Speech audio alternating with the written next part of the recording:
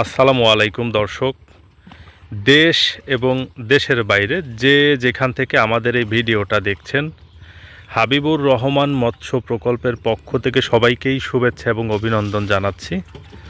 দর্শক, কথা বলছি আমি মোহাম্মদ মাহমুদ রাজীব এবং আমাদের মাছ চাষের যে প্রকল্প, এটার স্থান হচ্ছে ফরিদপুর জেলার ভাঙ্গা থানায়। দর্শক,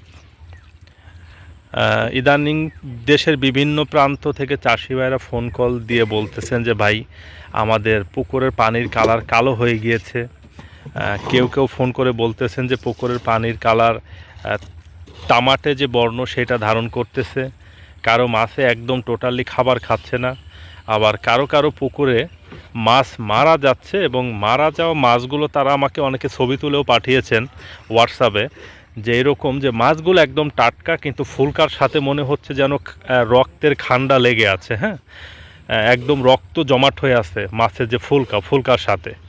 এরকম নানাবিধ কারণ ঘটতেছে এবং কোনো চাষিভাইরা বলতেছেন ভাই, আমরা কিন্তু পুকুরে এখন কোনো সার টার দিচ্ছি না, কিন্তু আমাদের পুকুরে প্রচণ্ড রকমের অ্যামোনিয়া হয়ে আজকে 2 দিন যাবৎ মাছ ভেসে আছে। তো দর্শক, এই শীতের মাঝামাঝি সময় এই সমস্যাটা আসলে কেন হয়? আমাদের আজকের যে ভিডিওটা, এই ভিডিওটার আলোচনার যে মূল বিষয়, এই ভিডিওটার টাইটেল হতে পারে এরকম যে পুকুরে অ্যামোনিয়ার উৎস কী কারণে আসলে পুকুরে অ্যামোনিয়া হতে পারে এবং এটার প্রতিকার কী, এটা যাতে না হয় সেই কোন বিষয়গুলো আমরা খেয়াল রাখলেই অ্যামোনিয়াটা আসলে প্রতিরোধ করতে পারি, সেই বিষয়গুলোর উপর আজকে ভিডিওতে আমরা সংক্ষিপ্ত আকারে কিছু আলোচনা করব। তো আমার কাছে যে বিষয়গুলো মনে হয়েছে যে পুকুরে সাধারণত অ্যামোনিয়াটা প্রথমত এবং প্রধানত আসে মাছের দেহ থেকে। মাছের দেহ নিঃসৃত যে কিছু পদার্থ থাকে, যেমন প্রথমটা হচ্ছে পায়খানা। মাছ তো অবশ্যই, যারা বাণিজ্যিক মাছ চাষ করেন তারা অবশ্যই মাছকে ঠিকঠাক মতো খাবার দেন। তো মাছকে যখন আপনারা ঠিকঠাক মতো খাবার দেন, তখন অবশ্যই মাছ তো সেই খাবারগুলো খেয়ে পায়খানা করে। তো মলমূত্র যে মাছ ত্যাগ করে, সেটা একটা অন্যতম কারণ। তো এই মাছের পায়খানার সাথে যে শুধুমাত্র পায়খানা থাকে বিষয়টা এরকমও না, এই পায়খানার সাথে কয়েকটা আসলে উপাদান থাকে। তার ভিতরে যেটা অন্যতম থাকে সেটা হচ্ছে যে নাইট্রোজেনের একটা মিশ্রণ থাকে। এই কারণেই সাধারণত মাছের অতিরিক্ত পায়খানা পয় নিষ্কাশন ব্যবস্থাপনা ঠিকঠাক না থাকলে কিন্তু এটা থেকে অনেক সময় অ্যামোনিয়া পুকুরে হতে পারে। এবং পাশাপাশি আরেকটা যেটা কারণ আমার কাছে মনে হয়েছে, যে অতিরিক্ত প্রোটিন সমৃদ্ধ খাবার এটা সঠিক ব্যবহার না করা। দেখেন, প্রোটিন যত বেশি হয়, পানিতে দূষণের পরিমাণও কিন্তু খুব তত বেশি হয়। হ্যাঁ, ততটাই আসলে বেশি হয়।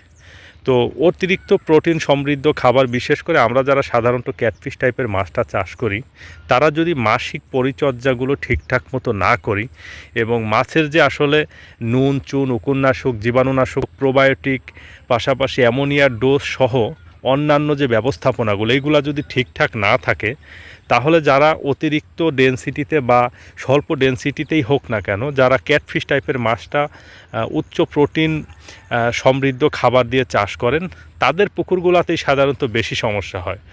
কোনো কারণ ছাড়াই মাছ ভেসে থাকে, কোনো কারণ ছাড়াই মাছ মারা যায়, কোনো কারণ ছাড়াই মাছে ক্ষত রোগ চলে আসে। এই সব রোগের প্রধান উৎস কিন্তু উকুন এবং প্রধান উৎস হচ্ছে কিন্তু অ্যামোনিয়া।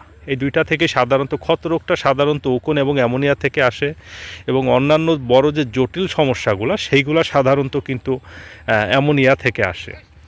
তো এইটা যেটা বিষয় ভাই, যারা আসলে ক্যাটফিশ টাইপের মাছ আপনারা চাষি ভাইরা চাষ করতেছেন, আপনারা যারা উচ্চ প্রোটিন মাত্রার খাবার দিচ্ছেন, অবশ্যই আপনাদেরকে মাসিক যে পরিচর্যাগুলো সেইগুলা কি ভালোভাবে জানতে হবে।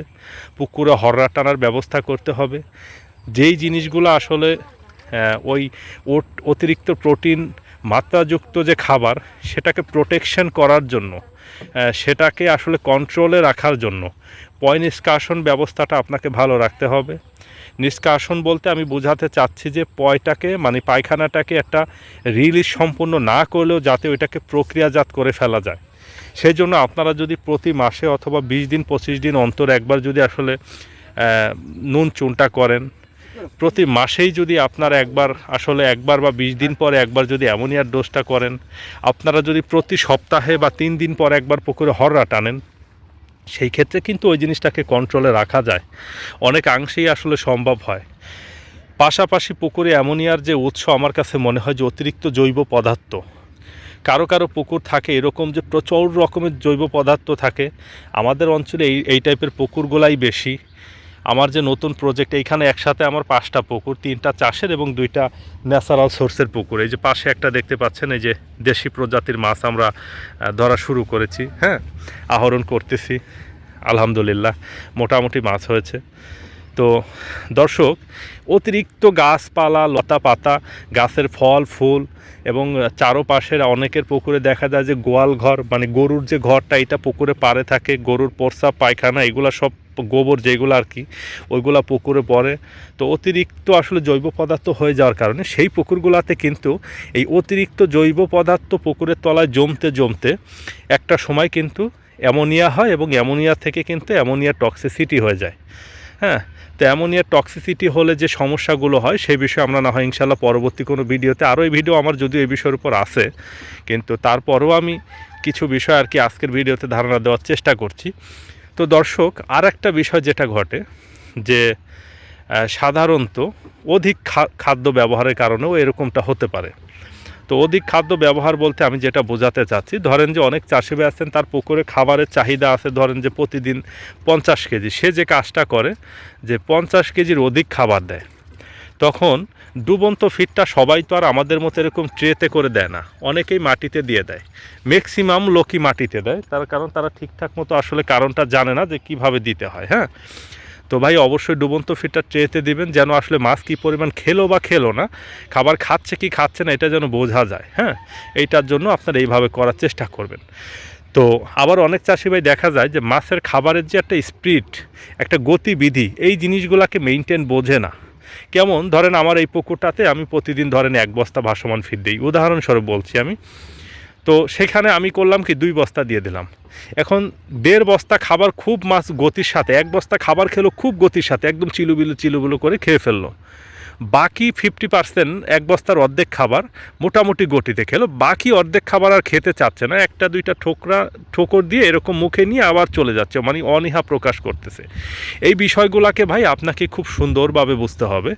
আদারওয়াইজ কিন্তু অতিরিক্ত খাবার খাওয়ার কারণে কিন্তু ভাই ওই খাবার দেওয়ার কারণে ওই খাবারটা অনেক সময় পুকুরের নিচে তলিয়ে যায়, ডুবন্ত ফিডটা থেকে যায় এবং এইটা থেকে একটা গ্যাস হয়, এবং গ্যাসটা যখন অধিক মাত্রায় হয়, হ্যাঁ, পানির পিএইচ তখন মেনটেন করতে অসুবিধা হয়, পানির টিডিএস মেনটেন করতে তখন অসুবিধা হয়, এবং তখন অ্যামোনিয়ার মাত্রা বেড়ে যায়। বেড়ে যেতে যেতে এমন একটা পর্যায়ে চলে যায়, তখন কিন্তু অ্যামোনিয়া টক্সিসিটি হয়ে কিন্তু মাছ কিন্তু মারা যাওয়ার সম্মুখীন হয়ে যায়, এবং খুব বেশি পরিমাণে ক্ষতিগ্রস্ত হয় হচ্ছে গিয়ে সিলভার ব্রিগেড টাইপের মাছগুলো। একটা বিষয় বলি দর্শক, দেখেন ওই যে একটা প্লাস্টিকের নৌকা আমরা এনেছি, দেখেন কত সুন্দর একটা কাজ করেছি। আপনারা চাইলে এরকম ছোট ছোট জিনিস কিন্তু অনেক কাজকে সহজ করে ফেলে, আপনারা এই কাজগুলো চাইলে করতে পারেন। আমি এই RFL-এর নৌকাটা এনেছি অথবা.com থেকে অর্ডার দিয়ে 14,500 টাকা দিয়ে এনেছি। এই 25 কেজি ওজন, এইটা দিয়ে আমার কিন্তু 5টা-7টা পুকুরে আশেপাশে আমি কভার করতে পারতেছি। এই যে এই পুকুরে দেখছেন যে এমন প্রাকৃতিক খাবারের ডোজ করলো, আবার ওই পাশের পুকুরে নিয়ে গেল, আবার এই পাশের পুকুরে নিয়ে আসে, ওই পাশে পুকুর আছে সেইগুলাতে নিয়ে যায়, ওই পাশে পুকুর আছে সেইগুলাতে মাথায় করে নিয়ে যায়। 25 কেজি মাত্র ওজন, নেওয়াটাও অনেকটা আসলে ইজি হয়ে যায়। তো এটা একটা বিষয়, এই বিষয়গুলো আপনারা খেয়াল রাখবেন দর্শক। আরেকটা কারণে পুকুরে অ্যামোনিয়া হতে পারে, সেটা হচ্ছে সারের ব্যবহার থেকে। অতিরিক্ত পরিমাণে রাসায়নিক যে সার, সেটা ব্যবহারের কারণে কিন্তু পুকুরে অ্যামোনিয়া হতে পারে, এবং এই কারণেই সাধারণত বেশিরভাগ ক্ষেত্রে পুকুরে অ্যামোনিয়াটা হয়। আমি যেটা খেয়াল করে দেখেছি, দেখেন অনেক চাষি ভাইরা বুঝে না বুঝে পুকুরে প্রচুর পরিমাণ ইউরিয়া সার ব্যবহার করেন। আচ্ছা, এই যে পুকুরে যে আমাদের গ্যাস হয় বা অ্যামোনিয়া হয়, অ্যামোনিয়াটা কি? অ্যামোনিয়াটাই তো আসলে নাইট্রোজেন। নাইট্রোজেনের পরিমাণ যখন পুকুরে বেড়ে যায় তখনই আমরা বলি যে অ্যামোনিয়া হয়ে গেছে, তাই না? তো ইউরিয়া সারটা তৈরি হয় কি দিয়ে? ইউরিয়া সারের যে মূল উপাদান সেইটা কিন্তু নাইট্রোজেনের সাবস্ট্যান্ট কিন্তু ইউরিয়া সারের প্রধান উপাদান। এই নাইট্রোজেনটাই আসলে অ্যামোনিয়াটাই ক্ষতিকারক নাইট্রোজেন, এটা আপনাকে আগে বুঝতে হবে। এই নাইট্রোজেন নামক উপাদান জাতীয় রাসায়নিক পদার্থগুলো পুকুরে যদি অধিক মাত্রায় ব্যবহার করা হয়, সেই ক্ষেত্রে কিন্তু চাষি ভাইয়েরা আপনাদের পুকুরে কিন্তু অ্যামোনিয়া ফল্ট করার একটা প্রবণতা থাকে। এবং দেখবেন যে সকল চাষি ভাইয়েরা পুকুরে বেশি পরিমাণে অ্যামোনিয়া ইউরিয়া সার ব্যবহার করেন, বিশেষ করে গরমের সিজনে যদি হয়, সেই সময় যে কাজটা ঘটে দেখবেন, যেদিন পুকুরে অ্যামোনিয়া টক্সিসিটি হয়ে যায় সেই দিন যে কাজটা ঘটে, এই টক্সিটের পরিমাণ এত পরিমাণে বেড়ে যায়, পানি দেখবেন যে আশেপাশে আবহাওয়া ঠান্ডা কিন্তু পানি আগুনের মতো গরম হয়ে গেছে। তখন কিন্তু মাছ যে কাজটা করে, মাছ আর ওই পানি থেকে অক্সিজেন গ্রহণ করতে পারে না। পানিতে যে দ্রবীভূত একটা অক্সিজেনের লেভেল থাকে, ওই লেভেলটা অনেক কমে যায়, মাছ উপরের দিকে চলে আসে। যখন মাছ আর অক্সিজেন গ্রহণ না করতে পারে, তার রক্তে যখন অক্সিজেন আসলে প্রবাহিত না হয়, সেই সময় সে যে কাজটা করে যে উপরে উঠে আসে এবং দীর্ঘ সময় খাবি খেতে থাকে। সিলভার ব্রিগেড মাছগুলো গুল্লা দিয়ে দৌড় মেরে একবারে মরে এইভাবে উল্টায় থাকে, আবার অনেক সময় মরে পানি নিচে চলে যায়। হ্যাঁ, তো এইটা একটা বিষয় ঘটে। তো সেই ক্ষেত্রে দেখা যায় যে মাছ যখন তার রক্তে অক্সিজেন সরবরাহ না করতে পারে, তখন কি হয়, তার ফুলকাগুলো, ওই যে ভিডিও শুরুতে বলেছিলাম যে লাল লাল ছোপ ছোপ হয়ে যায় এবং তার ফুলকার সাথে যেন রক্ত লেগে আছে, এরকম বিষয়টা ঘটে যায়। তো মাছ কিন্তু দেখেন বাঁচার জন্য ভালো একটা স্ট্রাগল করতে থাকে, কিন্তু একটা পর্যায়ে গিয়ে কিন্তু তার আর বেঁচে থাকা সম্ভবই হয় না। শেষ পর্যন্ত যখন সম্ভব হয় না, তখন তো সে মারাই যায়। হ্যাঁ, তো এই বিষয়টা ঘটে। তো এই জন্য দর্শক, পানিতে যে দ্রবীভূত অক্সিজেন, এইটার মেনটেন করার জন্য, এইটার মাত্রাটা ঠিকঠাক রাখার জন্য আমাদের সারের ব্যবহার সম্পর্কে অনেকটাই সচেতন হতে হবে। বিশেষ করে ইউরিয়া সারটার ব্যাপারে আমি বলছি। ইউরিয়া সারটা ব্যবহারের ক্ষেত্রে আপনারা দারুণ লেভেলের আসলে একটা সতর্কতা অবলম্বন করবেন, আদারওয়াইজ কিন্তু আসলে ক্ষতিগ্রস্ত হওয়ার সম্ভাবনা থাকবে। কিছু প্রাকৃতিক খাদ্য বাড়াইতে গিয়ে আপনি শুধুমাত্র আপনার প্রাকৃতিক খাদ্যের জন্য আপনার মাছ চাষ ব্যবস্থাপনাকে তো আপনি হুমকির ভিতরে রাখতে পারেন না, বা এটা তো আপনার জন্য পরবর্তীতে অল্প কিছু লাভের আশায় অধিক লোকসানেরও একটা কারণ হয়ে যেতে পারে। আসলে ঠিকঠাক মতো মাসিক পরিচর্যা করলে, ঠিকঠাক মতো পুকুরে খাবার দিলে, আমরা যেভাবে দেখেন যে প্রাকৃতিক খাবারের ডোজ করি, প্রোবায়োটিক করে, এইভাবে করলে এমনিতেই ভাই পুকুরে পানি সবুজ থাকে। অধিক সস্তা আইটেমে সার ব্যবহার করে তো আপনার পুকুরে অ্যামোনিয়া দেওয়ার দরকার নাই। এই অ্যামোনিয়া পুকুরে আমরা কন্ট্রোল করার জন্য কত কিছু করি, অথচ মানুষ বস্তায় বস্তায় অ্যামোনিয়া পুকুরে ঢেলে দিচ্ছে। নাইট্রোজেন পুকুরে, এই নাইট্রোজেন গ্যাস পুকুরে দূর করার জন্য আমরা কত কিছু করি, আর মানুষ বস্তায় বস্তায় নাইট্রোজেন ঢেলে দিচ্ছে পুকুরে। বিষয়গুলো কিন্তু অনেক সতর্কতার সাথে করতে হবে। দেখেন, মাছ চাষি ইউরিয়া সারটা লাগে, ছোট মাছে বিশেষ করে লাগে, তবে খুব সাবধানতার সাথে করতে পারবেন। না, আমরা যেমন আমাদের বড় মাছের কোনো পুকুরই সার ব্যবহার করি না, শুধু একবার পুকুর প্রস্তুতের সময় করি, সারা বছরই করব না। কারণ আমাদের তো ক্যাটফিশ টাইপের মাছটা থাকে, আমাদের কার্প মিশ্র চাষে সব পুকুরে ক্যাটফিশ থাকে, গুলশা ট্যাংরা থাকে, কখনো মাগুর মাছ থাকে, কখনো শিং মাছ থাকে, কখনো দেশি ট্যাংরা থাকে, কখনো পাবদা থাকে। এই বিষয়টা মাথায় রেখে আমরা টোটালি ইউরিয়া সারটা, রাসায়নিক সার এগুলো অ্যাভয়েড করি। পোনার পুকুরে অল্প স্বল্প আমরা করি, না হলে আসলে পোনার স্বাস্থ্য ভালো রাখা যায় না, সেই বিষয়টা তারপরও খুব সতর্কতার সাথে আমরা অবলম্বন করি। তো দর্শক, এই যে সকল বিষয়গুলো আমি আপনাদের সাথে আলাপ করলাম, এই সকল কারণেই আসলে পুকুরে অ্যামোনিয়া হতে পারে। এছাড়াও আরও নানাবিধ কারণে অ্যামোনিয়া পুকুরে হতে পারে, একটা ভিডিওতে এত কিছু তার আলোচনা করা সম্ভব না। তো আপনারা এই বিষয়টাগুলা আসলে প্রতিরোধ করার জন্য, এই বিষয়গুলোতে সচেতন থাকার জন্য, রিস্ক ফ্রি থাকার জন্য আপনি কোন কোন পন্থাগুলো অবলম্বন করবেন, সেটা আমি এখন আপনাদেরকে সংক্ষিপ্ত আকারে একটু বলে দিচ্ছি। যদিও এই বিষয়ের উপর আর নানান ধরনের ভিডিও আমার চ্যানেলে আছে, তারপরও আমি বলে দিচ্ছি। প্রথমত যে কাজটা করবেন, যে প্রতি মাসে একবার নুন চুনের ডোজটা আপনারা করবেন, এটা করবেনই। হ্যাঁ, অতিরিক্ত যখন তাপদাহ হবে তখন ওই সময়টা শুধু একটু অ্যাভয়েড করে যাবেন এবং বুঝে শুনে করবেন। অবশ্যই মৎস্য অধিদপ্তরের মৎস্য কর্মকর্তাদের সাথে পরামর্শ করবেন। বাকি সময়গুলোতে কন্টিনিউ এই নুন চুনটা করতে থাকেন। প্রতি মাসে অন্তত একবার অ্যামোনিয়ার ডোজটা করেন। যদি দরকার হয় কখনো কখনো মাসে যদি 20 দিন পর করা লাগে বা 15 দিন পর করা লাগে, সেটাও করেন। প্রতি মাসে পুকুরে একবার প্রোবায়োটিক ব্যবহার করেন এবং পুকুরের রাসায়নিক সার ব্যবহারের ক্ষেত্রে বিশেষ করে প্রচুর সচেতন হন আপনারা। দুর্দান্ত লেভেলের আসলে সচেতনতা অবলম্বন করেন, তাহলে আসলে অ্যামোনিয়ার সমস্যা থেকে আপনারা অনেকটাই মুক্তি পেতে পারেন। এবং পুকুরে আপনারা প্রতি সপ্তাহে অন্তত একবার, 3 দিন পরে একবার, না হলে সপ্তাহে অন্তত একবার হররা টানবেনই। এতে ভুল করবেন না। হররা টানলে প্রাকৃতিক খাদ্যের পর্যাপ্ততা ভালো থাকবে, এই গ্যাসটা উপরের দিকে উঠে যাবে। এই যে পুকুরের তলায় যে গ্যাসটা বসে যাচ্ছে, এটা বসতে বসতে একটা সময় কিন্তু ভালো লেভেলের একটা কিন্তু গ্যাস তৈরি হয়ে যায় এবং সেই গ্যাস থেকেই কিন্তু একসময় টক্সিসিটি লেভেলে চলে আসে। কিন্তু মাঝে মাঝে হররা টেনে যদি ওই বিষয়টা নিষ্কাশন করা যায়, তাহলে কিন্তু এটা মাছের রিস্ক কিন্তু অনেক ক্ষেত্রেই কমে আসে। এটা একটা বিষয়। আর অনেক চাষিবারে যে কাজটা করেন যে তারা ঠিকঠাক মতো মাসিক পরিচর্যাগুলো করেন না, তারা অ্যামোনিয়ার ডোজ, নুন চুন সহ আরও যে ডোজগুলো আছে এগুলো ঠিকঠাক মতো করেন না, কিন্তু যখন সমস্যা হয় তখন 12 মাসের খরচা তারা একসাথে করেন এবং তার থেকে আরও বেশি করেন, পাশাপাশি আরও তাদের অনেক মাছ নষ্ট হয়ে যায়। ঘুরে ফিরে এই 12 মাস যে তাদের আসলে প্রোডাকশন অনেক কম আসলো সেটাও তারা বোঝে না, কিন্তু ঠিকঠাক মতো মাসিক ডোজগুলো করলে মাছের প্রোডাকশন অনেক ভালো হয়। এটা আপনাদেরকে মাথায় রাখতে হবে। তো দর্শক, অ্যামোনিয়ার উৎস এবং প্রতিকার সম্পর্কে আমি আলোচনা করেছি সংক্ষিপ্ত আকারে। আমি আশা করব আপনারা বুঝতে পেরেছেন।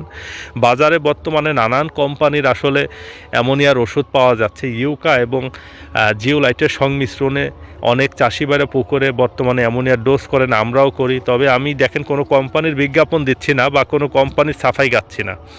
আমার এলাকাতে জলবায়ু, মাটি, পানি ভেদে আমার এলাকাতে আমি দেখছি ইউন গ্রুপের ম্যাট্রিক্স নামে একটা জিওলাইট আছে, 5 কেজির বস্তা থাকে, ওইটা ব্যাগ থাকে, এবং ইউকাটা হচ্ছে বায়ো অ্যাকোয়া 15। এই ইউন গ্রুপের বায়ো অ্যাকোয়া 15 এবং ম্যাট্রিক্স এই দুইটা মিলাই আমরা পুকুরে দিই এবং দারুণ লেভেলের একটা কাজ করে, এবং এটা খুব দ্রুতই আসলে কাজটা শুরু করে দেয় এবং দিতেও অনেক সহজ, দেখতেও সুন্দর, আর এটা কার্যক্ষমতা দারুণ লেভেলের হয় আমাদের চাষ ব্যবস্থাপনায় আমরা দেখেছি। আপনারা চাইলে এটা করতে পারেন। এছাড়াও এসকেএফ, অপসেনিন সহ আরও নানান ধরনের এসিআইয়ের আছে, নানান ধরনের স্কোয়ারের আছে, অনেক কোম্পানির আসলে অনেক ধরনের অ্যামোনিয়ার ডোজ আছে। আপনারা চাইলে যেটা আপনাদের কাছে ভালো মনে হবে আপনাদের স্থানীয় মৎস্য অধিদপ্তরের মৎস্য কর্মকর্তাদের সাথে আলোচনা করে দেখবেন যে আমাদের জলবায়ু, মাটিতে, পানিতে কোন কোম্পানিটা ভালো কাজ করে, সেটা ব্যবহার করতে থাকেন। ইনশাআল্লাহ আশা করছি যে আপনারা রিস্কের হাত থেকে মুক্তি পাবেন। এবং হররাটা অবশ্যই আপনারা সপ্তাহে একবার টানার চেষ্টা করুন। হররা ব্যবহার করতে শিখুন চাষি ভাইয়েরা, এটা ভবিষ্যতের জন্য ভালো হবে এবং এটা খুব ফলদায়ক। এটা আমি ব্যবহার করে দেখেছি, এটার ফলাফল খুবই ভালো পাওয়া যায়। আমরা সেই শুরুর দিক থেকে হররা ব্যবহার করি, আর আমাদের প্রত্যেকটা পুকুরে আল্লাহর রহমতে একটা করে হররা আছে। তো দর্শক এবং সম্মানিত চাষি ভাইরা, আমাদের এই ক্ষুদ্র তথ্য এবং পরামর্শে যদি কোনো চাষি ভাইয়ের সামান্য পরিমাণ উপকার হয়ে থাকে তাহলেই কেবল আসলে আমাদের ভিডিওটি করার সার্থকতা থাকবে। সবার সুস্বাস্থ্য এবং দীর্ঘায়ু কামনা করে আমরা আমাদের আজকের ভিডিওটা এখানে শেষ করতেছি। আর ইউরিয়া সার থেকে বিশেষ করে পুকুরে অ্যামোনিয়াটা কিভাবে আসে এটা বিশদ আলোচনার উপরে আমরা একটা ভিডিও দেওয়ার চেষ্টা করব ইনশাআল্লাহ। তো সবাই ভালো থাকবেন, সুস্থ থাকবেন। আসসালামু আলাইকুম।